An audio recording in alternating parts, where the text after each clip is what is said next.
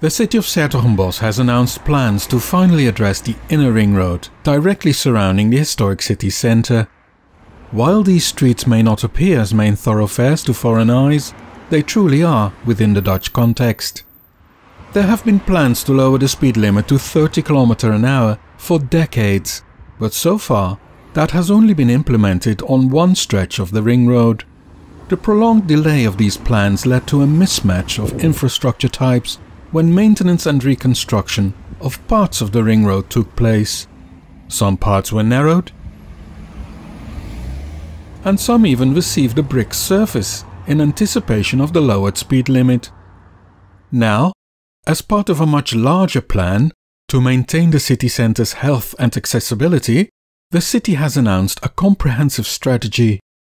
s-Hertogenbosch will prioritize active travel and public transport over private cars. To facilitate more walking, cycling and public transport, through traffic in private cars will be minimized on the inner city ring road.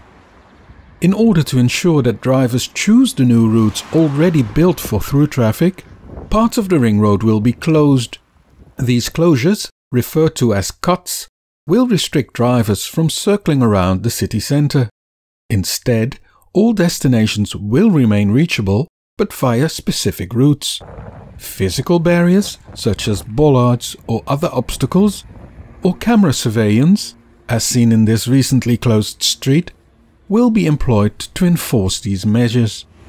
At a presentation of the plans, the alderman announced that with these cuts, traffic volumes are expected to drastically decrease.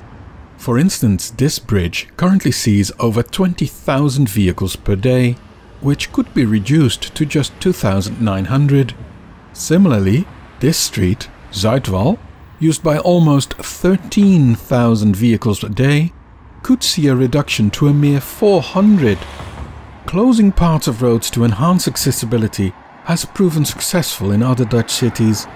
The city has calculated a projected growth in turnover for entrepreneurs of 16% thanks to these measures, not including other positive effects. With fewer cars, more people can reach the city centre on foot and by bicycle, resulting in increased spending overall. The plans, as announced by the alderman, the executive council member for traffic, will still require approval from the council.